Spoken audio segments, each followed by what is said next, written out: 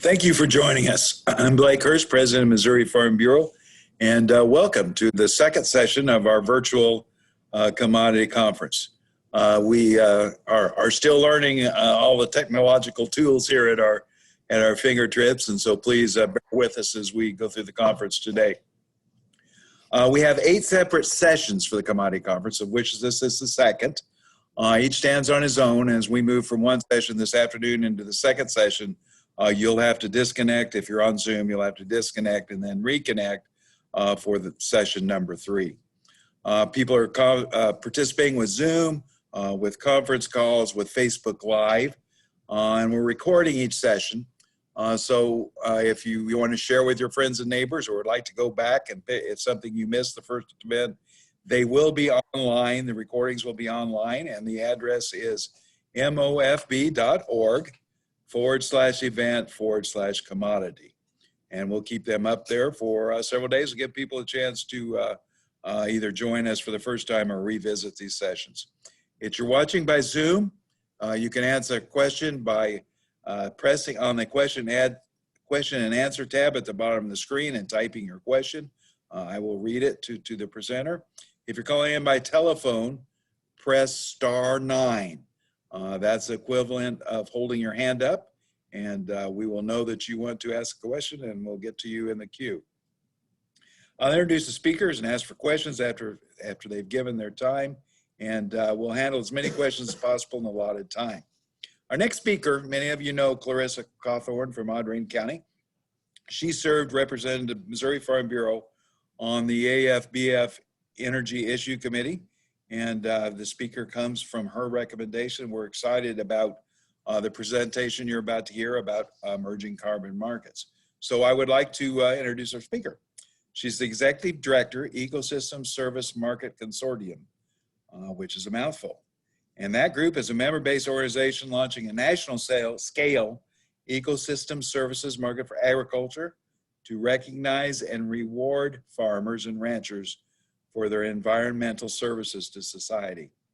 Members represent the spectrum of agriculture sector supply chain that are scaling sustainable agriculture outcomes, including increased soil carbon, reduced net greenhouse gases, and improved water quality and water use conservation. Debbie's role in leading the group builds on decades of experience in agriculture climate change mitigation and sustainability efforts at the national and international level. Please help me welcome Debbie, and we look forward to your presentation. Thank you, Blake. Thanks so much for inviting me. I'm delighted to be able to participate. I will share my screen here. I'm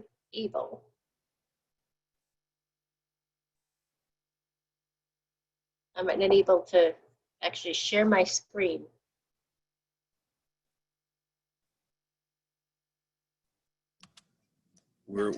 Yeah, but try again. Okay, excellent. That worked. Thank you.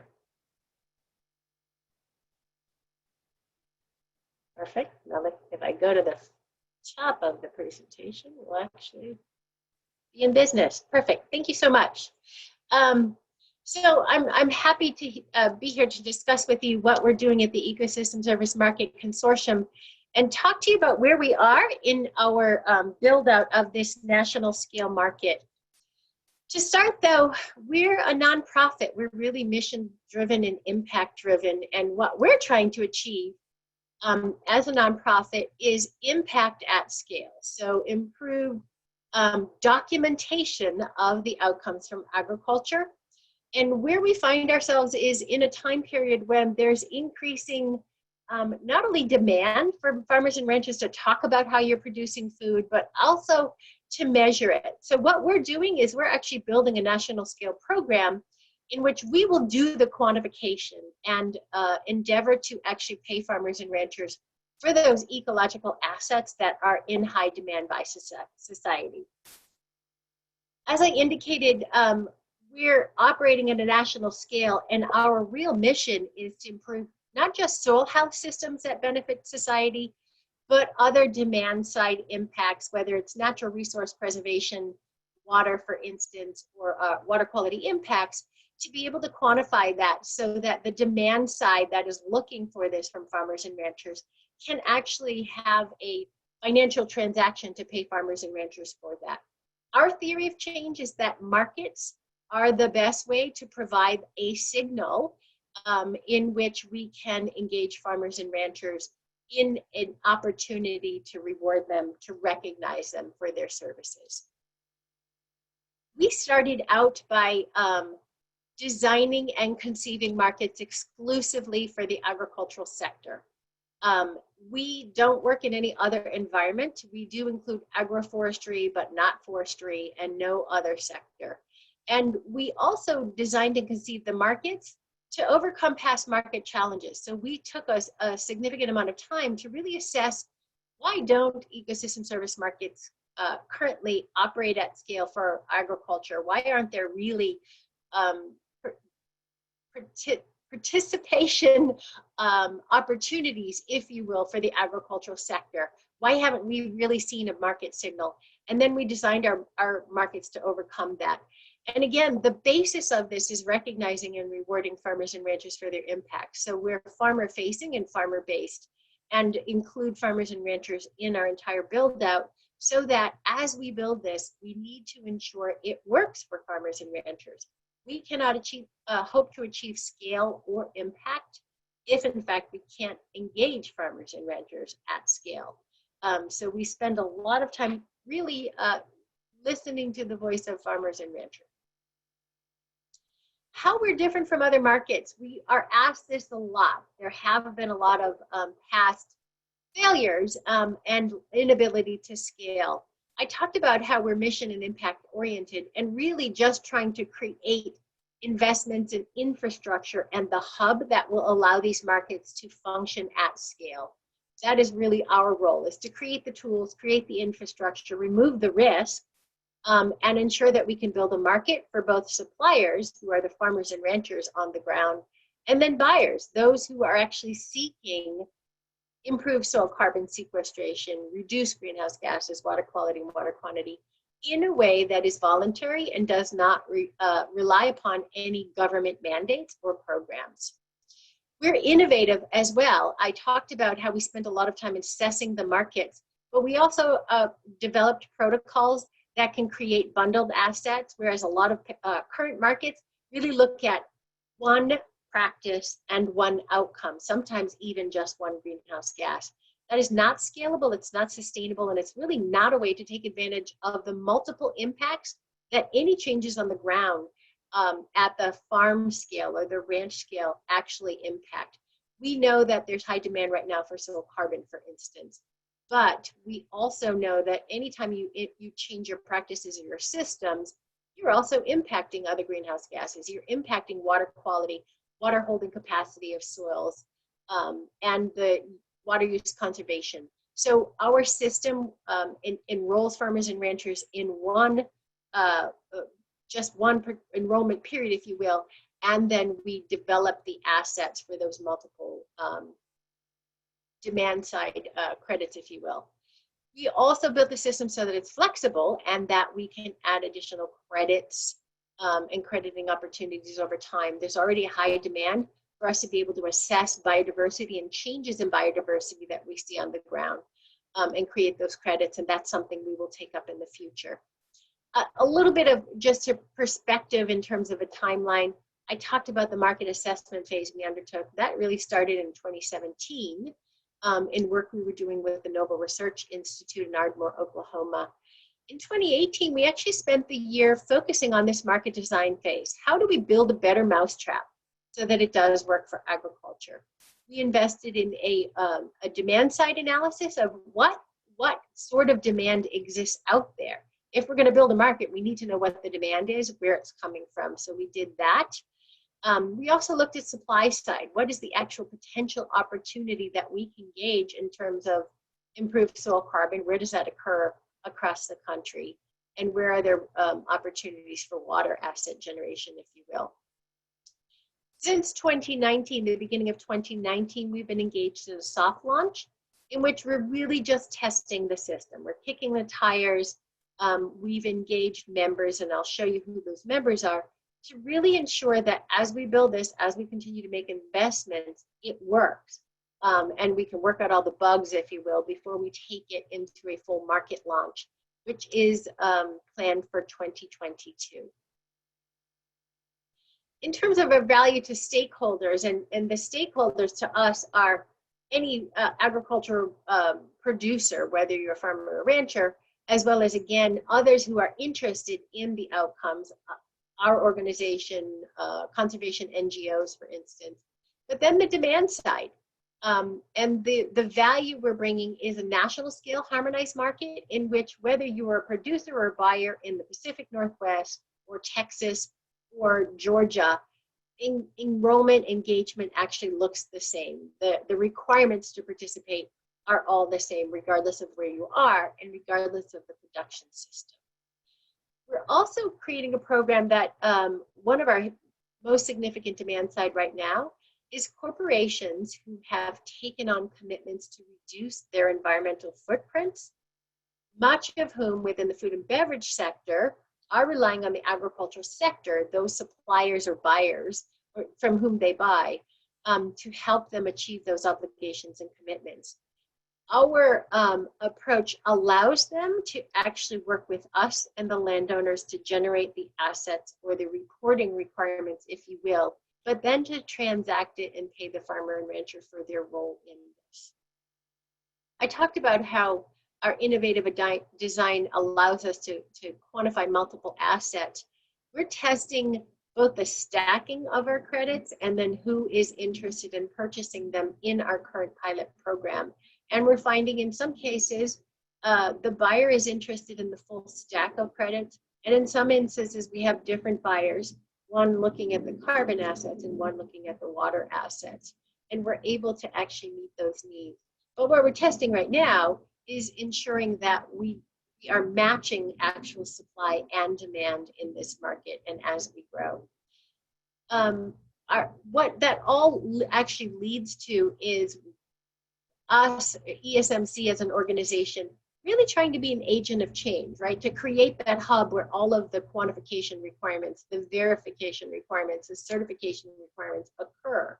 So that if you're a farmer, you just participate in our system, we have an intake form, but we take on all the risky and expensive parts of the proposition, if you will, understanding that there's other risks that farmers and ranchers undertake every day. And again, whether you're a corporate anywhere in the country, what you can expect to purchase, you understand, will be credible, will be quantified. You'll know how it's quantified and you'll know how it's verified and certified. So by making these programmatic investments, we're taking on what we have seen in current markets as places where failure has really been brought into the system, if you will. When a farmer needs to find a buyer or when a buyer doesn't know where to go for credits, we're just creating a system where all of those potential opportunities come together so that we're sure as we continue to grow that there is supply, that there is demand. And we know what that supply and demand looks like. In terms of what we did in 2018, I spoke about a little bit about this, but we developed a business plan, but we also developed an economic market assessment, and I have a slide to talk about that. We also raised significant funding in terms of a grant to help us invest in this build out in the research and development, demonstration, and deployment need. So we're investing in tools to drop the cost of soil carbon testing, for instance. We're investing in tools to help us actually figure out better ways to do soil carbon testing so that we can actually create these assets. We're also investing in things like satellite imagery and remote sensing to better quantify what's happening on the ground, to track and verify what's happening on the ground, and again, remove the burden and reduce the costs at scale. We also engaged in market development by bringing on members of this market, both the corporates from the demand side, but the agricultural sector on the supply chain side, so that as we build the market, as we test it and kick the tires, we have those voices at the table and we're able to ensure that we are meeting those needs as best we And then we invested in protocol development, which I talked a little bit about in terms of the assets or the credits that we can generate. This slide, and I know you can't all see this, but in terms of the market demand side report that we commissioned, what it showed was, and this was done in 2018, there's about a $5.2 billion demand for carbon assets and about a $9 billion demand or $8 billion demand for the actual water assets. What we've seen is this demand has actually gone up in some cases as high as 75% when you're looking at corporate commitments to reduce their emissions and environmental footprint within their agricultural supply chain. We've seen that demand go up. We're confident that that demand exists. What we need to continue to ensure that we do is meet that demand by meeting the reporting requirements of those companies, and that's what we're testing right now. In terms of demand, this slide is a little complicated, but what it really speaks to is how we built our protocols. These scopes, if you will, refer to what a company has to assess in terms of its own inventory for greenhouse gas impacts and where and how they can reduce those impacts. And we're meeting those requirements and have specifically set up our system so that we can meet those needs for them. I have a little bubble that says water risk is in development. And what we do know is that companies are increasingly having to report their water risk, which really gets down to water quality impacts as well as water use conservation. And our approach, we have developed ways to quantify that and to track it over time. We're working right now to ensure that our approach actually meets those developing needs for those companies to be able to report on an annual basis. This slide shows two tiers of markets, if you will, that we can meet. So I talked a lot about corporate social responsibility reporting, which is in greenhouse gas markets is known as Scope 3. So that's a company in the food and beverage sector needing to reduce their associated emissions associated with from whom they purchase agricultural products in their supply chain. That is about 80 to 90% of the demand that we see right now in this market. But we can also, depending on the demand, meet voluntary and compliance grade water quality markets and compliance and voluntary grade carbon offset market requirements. Those markets actually entail more rigor and are more costly to develop those credits for. There's more burden associated with the data that has to be shared by a farmer or rancher.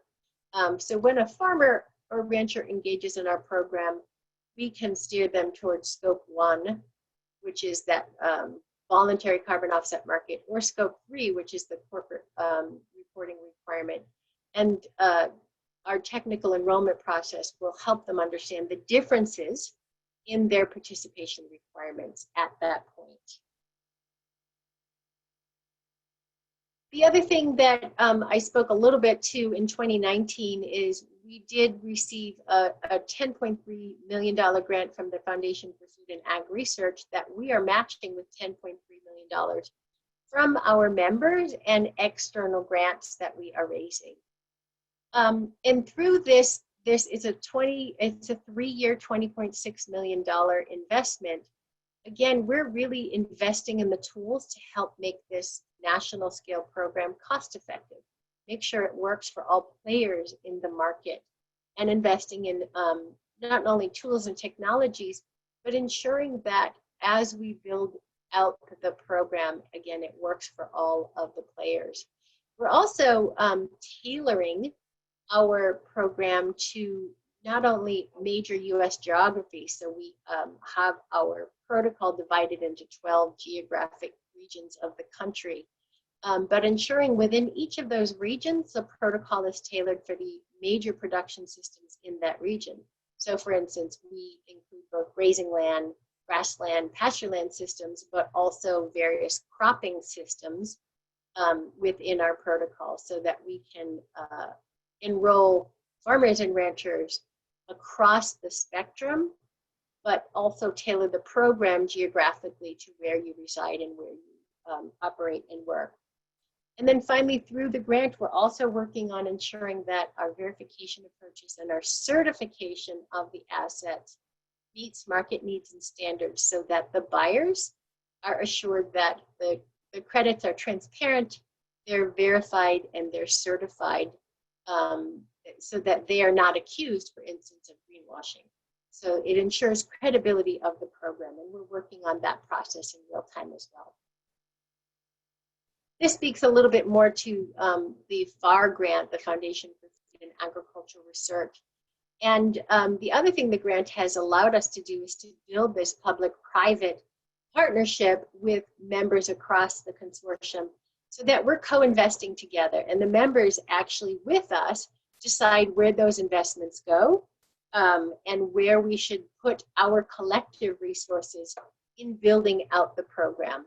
And it allows us to actually create this continuous feedback loop. So through our pilots, we're getting feedback from farmers and ranchers as well as the corporates to say, hey, this works or this doesn't work, or can we actually adapt the program so that it works better for our needs, whether again you're the supplier or the buyer.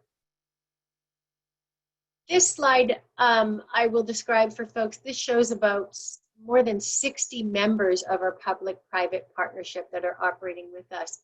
And it's really the full spectrum of the agricultural value chain and supply chain. So we have integrators like ADM, Bunge, and Cargill, but also major food and beverage corporations like General Mills, Danone, McDonald's, and others, but also environmental organizations who, again, are really interested in the assets, the impact that we can have at scale.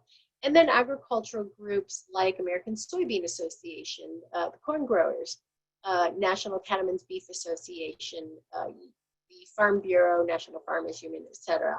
So the beauty of this actual partnership is, again, that we can really share in a pre-competitive environment how best to meet everyone's needs, so that we are ensuring that the market is viable and that we overcome some of the past challenges and lack of success and lack of scaling that we've seen in these markets. In terms of where we are now in our scaling, I spoke a little bit about pilot projects that we're doing. And this is how we're scaling and testing the program, so that by the time we have created and adapted the protocol for all 12 regions, we will have been able to pilot test in it. And through those pilots, again, we're testing every aspect of this, not only the protocols, but the tools and methodologies, the technical assistance that is required to enroll. And then we're testing the sale of the credits and the assets through the program as well. How we developed our protocols is, again, using USDA land resource regions and then crop management zones, so that our ultimate, the quantification approaches that we're using are actually tailored to different soil types, different climates and weathers and regions, but also the major production systems. This map, for those of you who can't see it, it shows our 12 regions in our protocol. We have completed the protocol build out in the southern Great Plains, and the northern and western Great Plains, the Great Lakes, the soy and corn belt, and that is currently where we're pilot testing. So we have pilot tests in the southern Great Plains and in the soy and corn belt, where we're actually pilot testing our program. Where we are actually building out or will be investing in continued build out is the Pacific Northwest, then some specialty crop and rangeland systems in California, and then we'll continue in the other regions. There are blue stars on here that show where we're pilot testing right now, and the green stars show where we have pilot projects in the planning stages that will be announced over the coming months. And then the yellow ones are really emerging. That means those are probably 2021 pilot projects that will come on board. The places where you don't see any stars are places where we have, in fact, not completed the protocol build out, which is a lot of just technological calibration and validation, if you will, of the tools. But as soon as we complete the protocol adaptation and build up in each of those regions, we will then be pilot testing. This slide really just shows some of our funders, not just the Foundation for Food and Ag Research, but organizations like United Soybean Board, General Mills, Noble Research Institute, and others who have invested in our build out, to whom we're appreciative. That's really all I had to present today, and I'm happy to address any questions that you might have. All right, thank you very much. Do we have any questions for Debbie? Interesting presentation.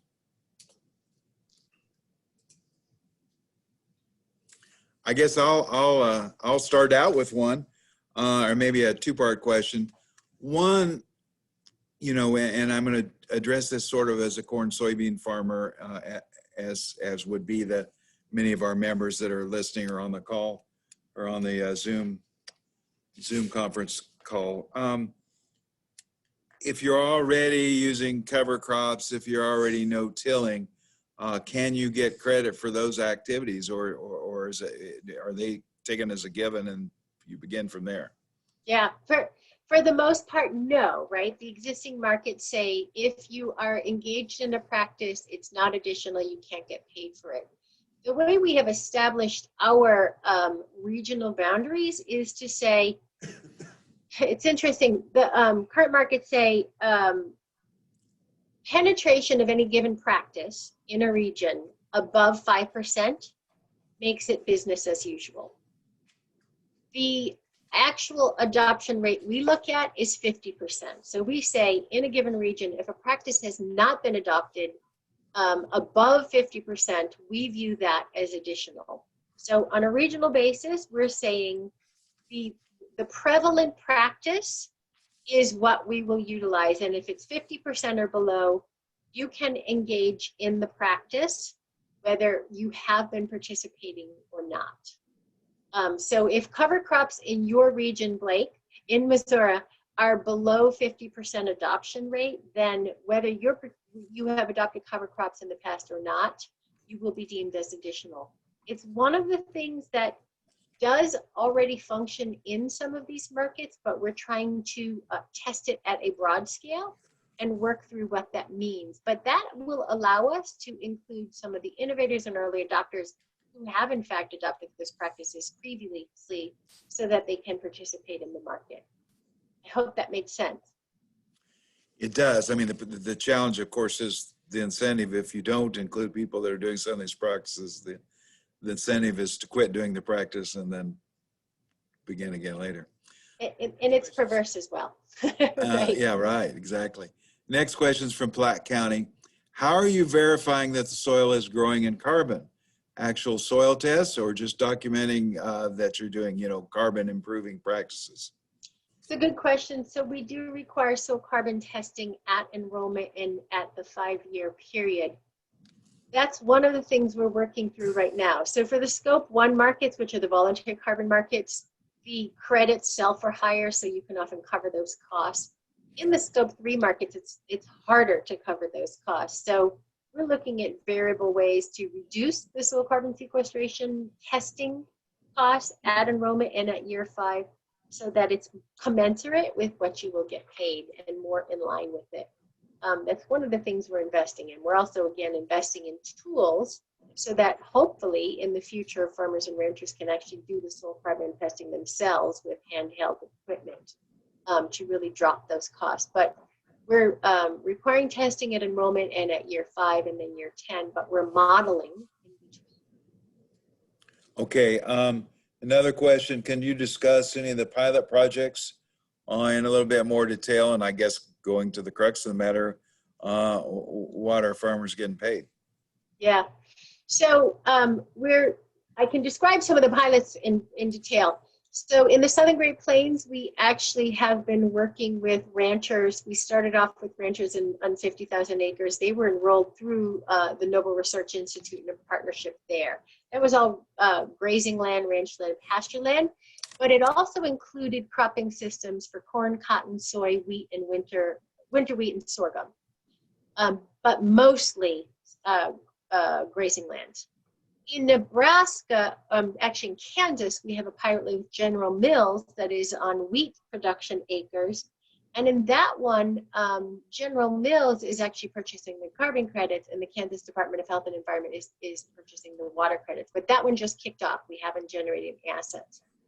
We are negotiating transactions on the Southern Great Plains grazing pilot. The cost that we're looking at, we're trying to be transparent about it, is cover the quantification costs and then pay farmers and ranchers, and that those two costs are equal what a company will pay. And right now, it's looking like it will be anywhere between $3 and $20 a ton of carbon, which is what the current markets reflect. Probably higher than that. We're looking at $5 to $10 per ton, and that will be during the pilot projects. We will be testing that out. When we're actually live after 2022, the markets will actually drive the signal in terms of the cost that will be paid for credits. So we're trying to reflect and parallel what we're seeing in current markets, because we're creating these transactions ourselves in the pilot projects. A question from Jason Green. Are long-term contracts involved? He points out that sometimes forestry carbon programs require a 100-year-long commitment. Yep, that gets the permanence. No, our contracts are for 10 years, and farmers and ranchers can engage for up to 2 10-year periods. So the length of the contract is 10 years. Darren Furbeck wants to know about measuring water quality. How do you do that? We model water quality using the APEX tool, which is a tool developed by Texas A&M and USDA. So all of the water assets are actually modeled. What we're trying to do right now is ensure that whatever data we collect for the greenhouse gas collection actually works for the water model as well, so that we're not creating, double burden, if you will, in terms of how much data needs to be collected, but it's modeled. For a farmer, what's the minimum acreage he's going to require to enroll in these programs? We don't have a minimum acreage. We know that the more scale we bring into the program, the more efficient the program becomes in terms of the cost to run the program, if you will. But right now we don't have an acreage requirement, and a lot of the pilots are actually bringing in 50 to 100 to 200 acres. We're seeing some smaller, as well as some larger project. The ranches in the Southern Great Plains were more like 2,000 acres, as opposed to the smaller ones in the cropping systems.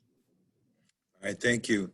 Again, if you want to ask a question from your phone, please press *9, or you can type it into the question and answer box on the Zoom call. Are there any other questions?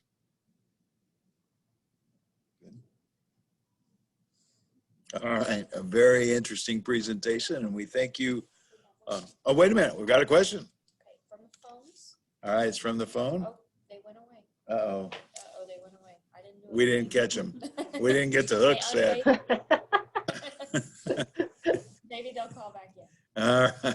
All right. Well, again, Debbie, we appreciate you joining us. Obviously, and you sort of referenced in your comments, but some of these programs were unsuccessful several years ago, and it looks to me like you're approaching it in a very methodical and intelligent way. So we're looking forward to participating and seeing the results.